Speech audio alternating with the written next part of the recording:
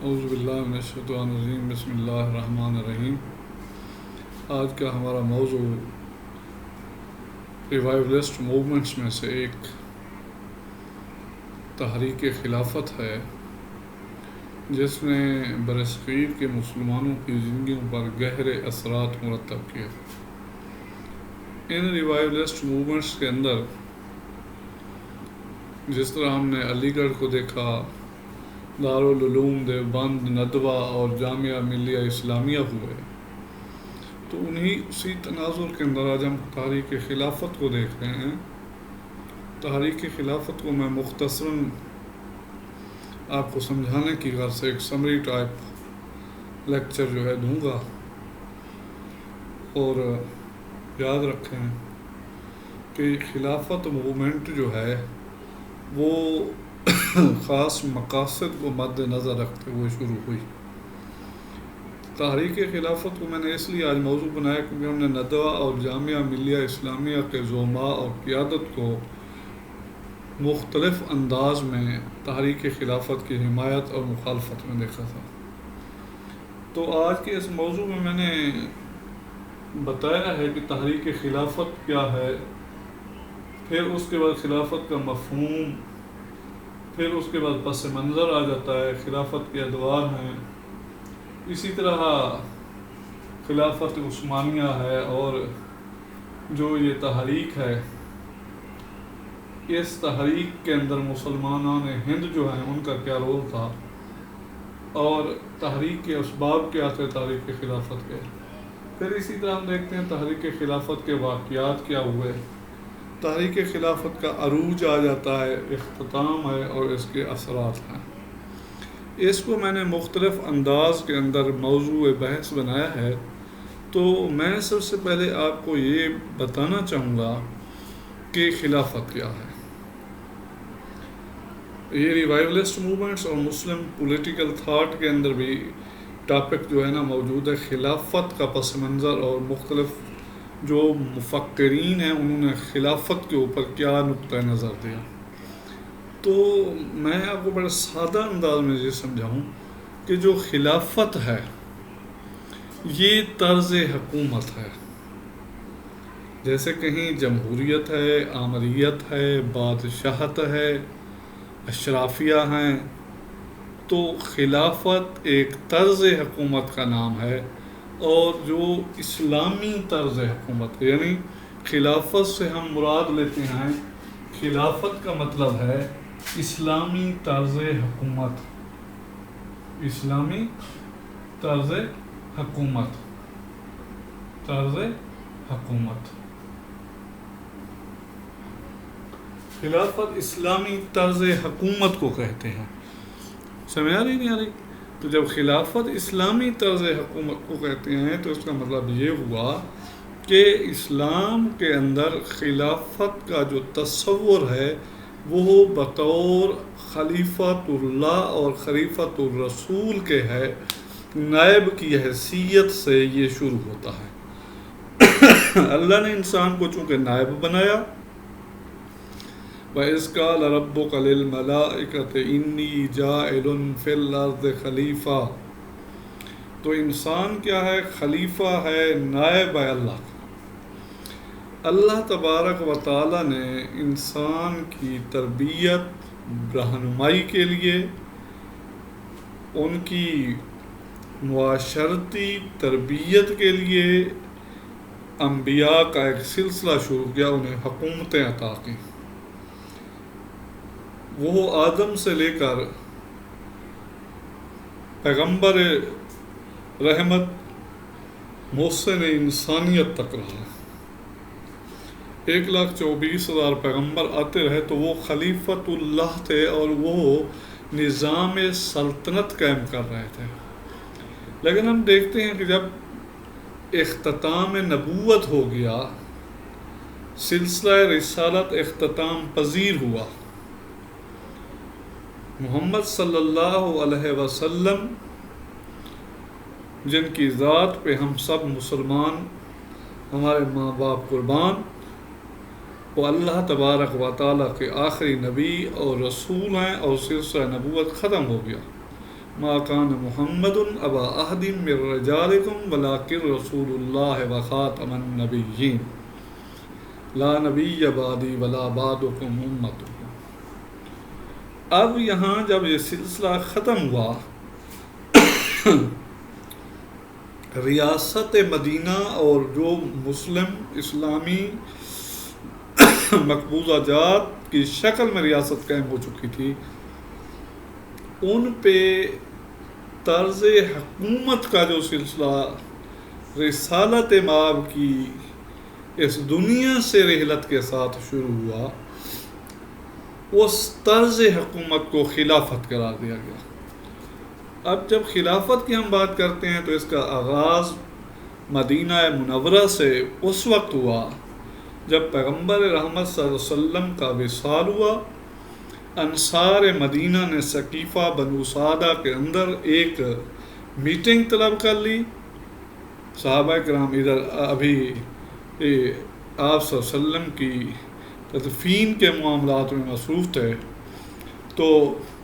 ثقیفہ بنو سعدہ کے اندر انصار نے خلیفہ منتخب کرنے کی جو کوشش کی، وہاں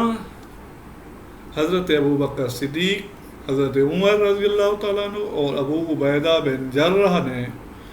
پہنچ کر یہ مسئلہ سلجھایا کہ انصار نے جس طرح اسلام کو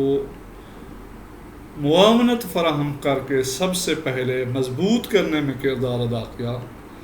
اسی طرح انصار سب سے پہلے حکمرانی کے اندر بھی حاصل کرنے کی کوشش کے لیے پہل کر کے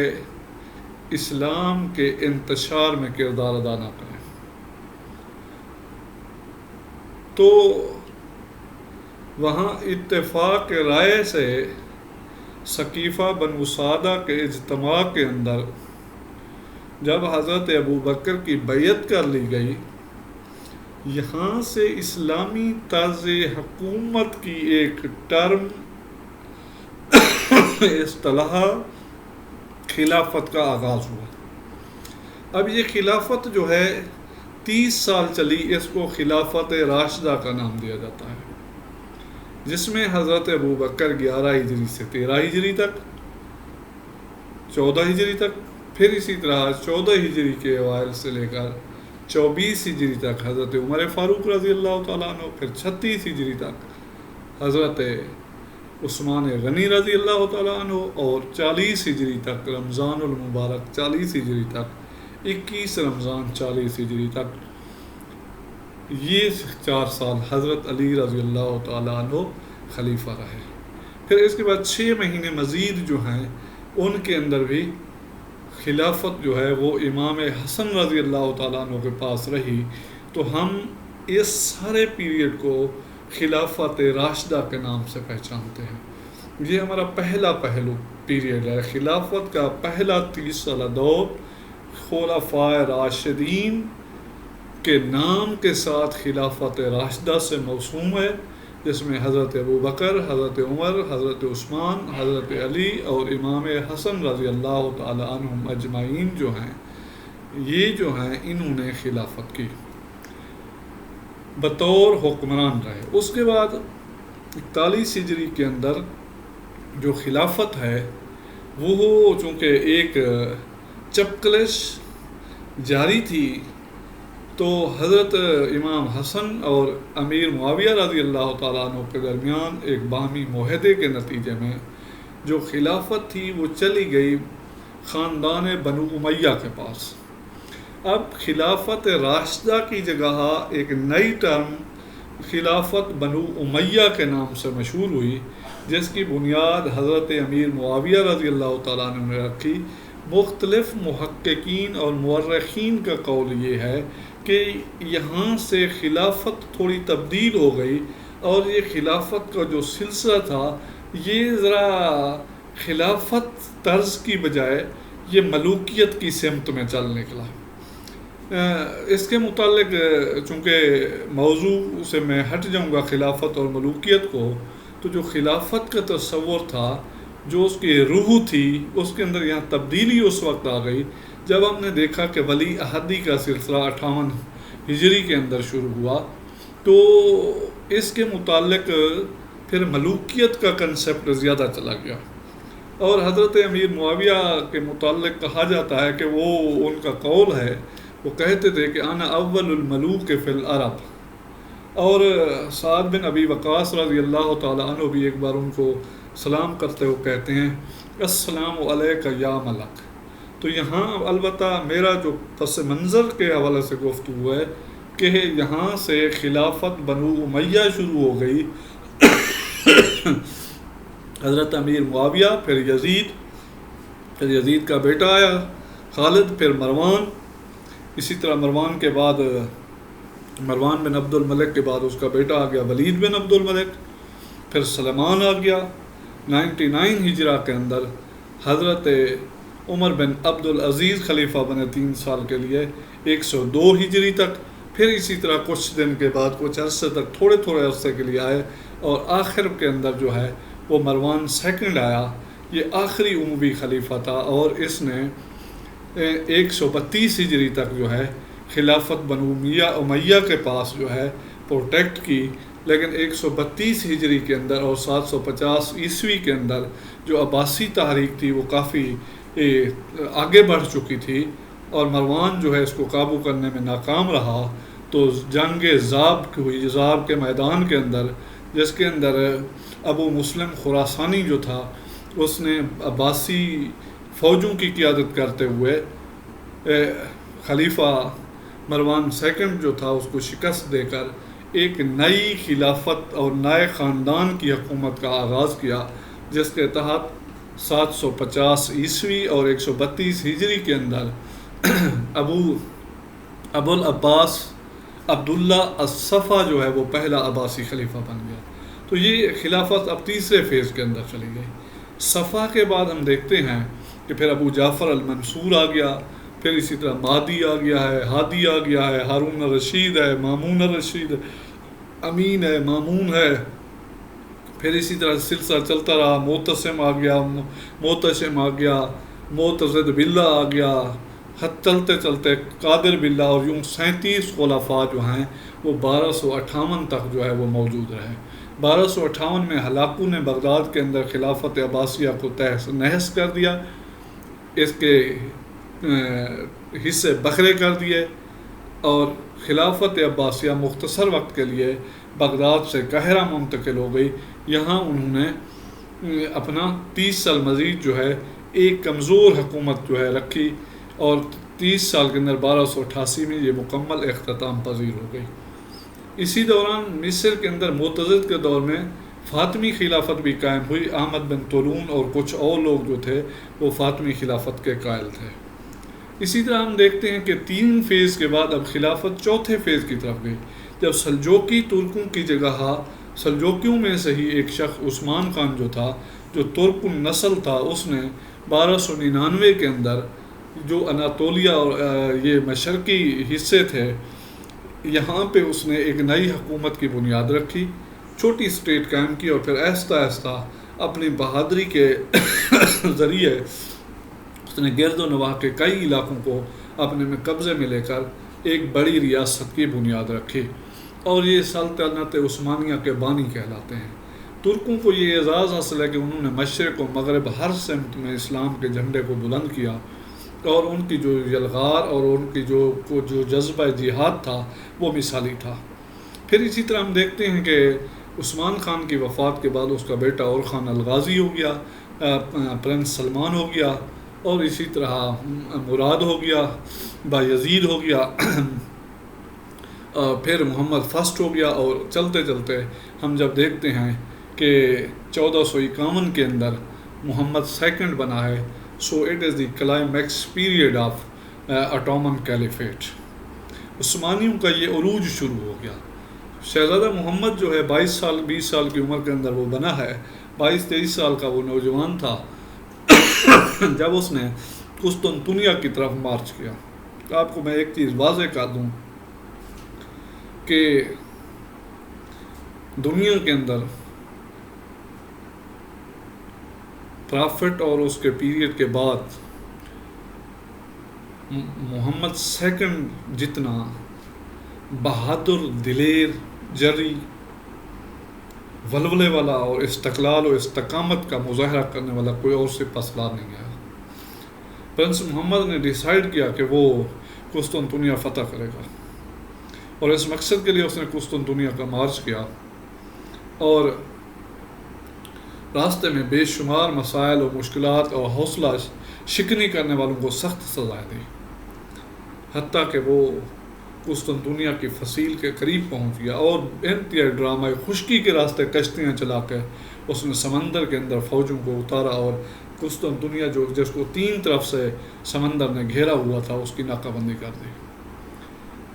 میں نے جیسے کہا، محمد سیکنڈ بادشاہ کی جو خصوصیات ہوتی ہیں کہ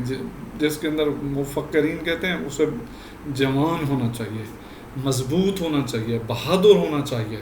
نڈر ہونا چاہیے، حوصلے والا ہونا چاہیے، یہ تمام خوبیاں صرف پرنس محمد کے اندر نظر آئیں۔ یہی خوبیاں یا تو ہم بلبن کے اندر سب کنٹیننٹ میں دیکھتے تھے، یا ہم نے یہی خوبیاں ادھر ترکوں کے اندر محمد کے اندر دیکھیں۔ ترکوں کی مثال ہی نہیں ہے۔ عثمان خان جتنا بہادر بیٹا، اس سے زیادہ بہادر اور خان، مراد اس سے زیادہ بہادر، بایزید اس سے زیادہ بہادر، اور محمد نے سب کے ریکارڈ توڑ دیا۔ تو آخرکار قسطنطنیہ کی فصیل کے قریب پہنچ گیا۔ اتنی گولہ باری ہوئی، لاکھوں لوگ اندر موجود تھے جو فوراً فصیل کی تعمیر کرتے تھے، لیکن چونکہ پرنس محمد نے، سلطان نے ڈیسائیڈ کر لیا تھا کہ ہم نے واپس نہیں جانا، اس نے چچا کے سمجھانے کے باوجود کہا کہ میں واپس آنے کے لیے نہیں آیا، اس لیے اس نے سفر جاری رکھا۔ اور لکھتا ہے کہ مورخ لکھتے ہیں کہ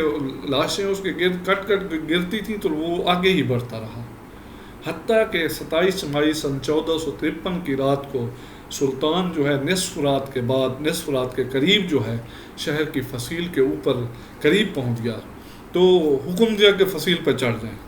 تو ایک سپاہی نے عذرہ مذاق اسے کہا کہ سلطان آپ بھی بڑے بہادر ہیں، آپ ذرا پیش قدمی کریں۔ تو سلطان نے ذرا برا نہ منایا، اور سلطان نے ان فوجیوں کے ساتھ پہلی پیش قدمی کرتے ہوئے فصیل پہ چڑھنے کا اعزاز حاصل کیا، جو سب سے اولین تھے،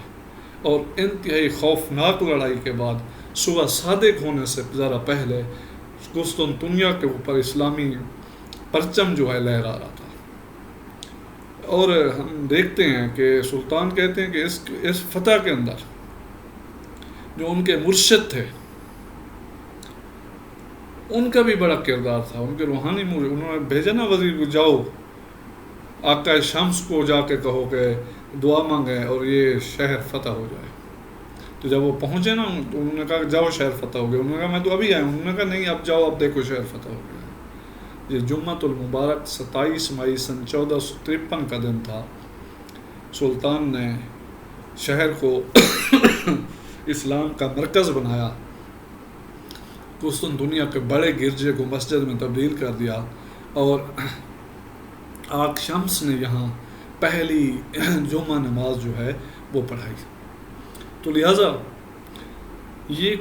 اس کے بعد سلیمان اعظم ہو گیا، اور مزید کئی ہوئے، اور یہ سلسلہ چلتا رہا۔ ترکوں نے یورپ میں بے شمار فتوحات حاصل کی۔ گو کے مشرق کے اندر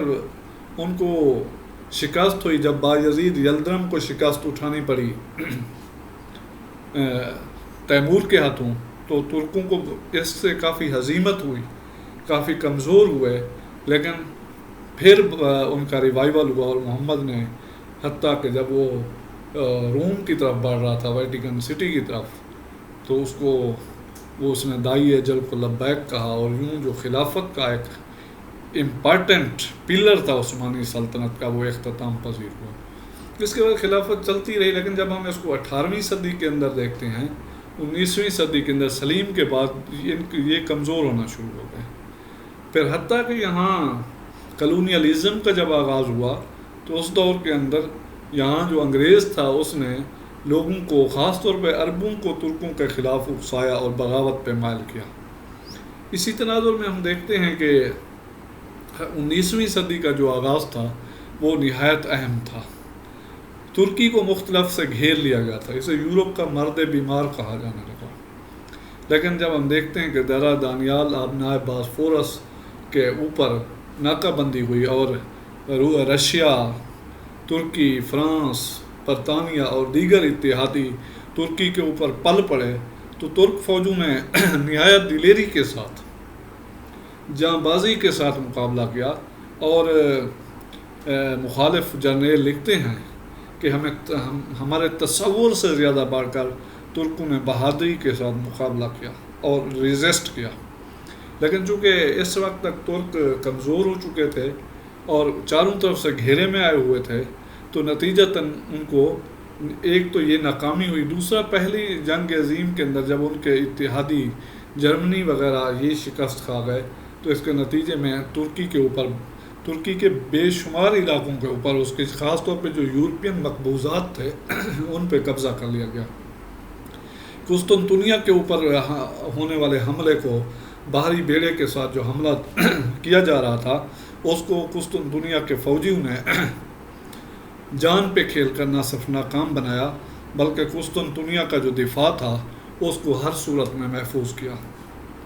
اسی طرح ہم دیکھتے ہیں کہ پھر جنگ عظیم کے اختتام کے ساتھ ہی ایک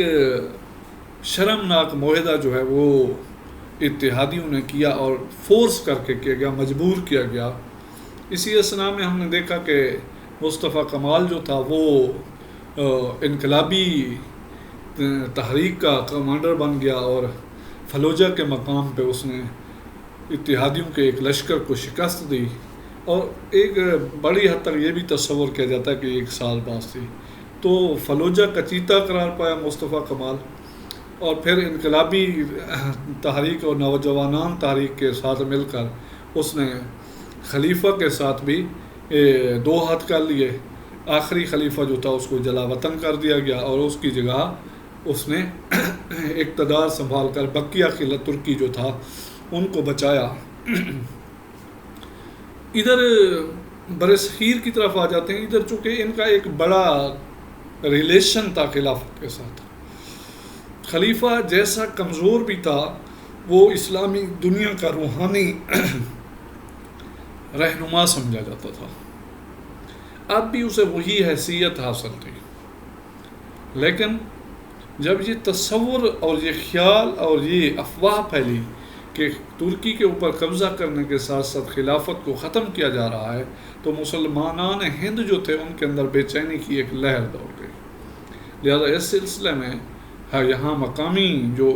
حکومت تھی، جو وائسرائے وغیرہ سے ملاقات کے بعد مولانا محمد علی جوہر اور دیگر زعماء جو تھے، انہوں نے انگلستان کا بھی سفر کیا اور وہاں جا کر وزیر اعظم سے بات کی.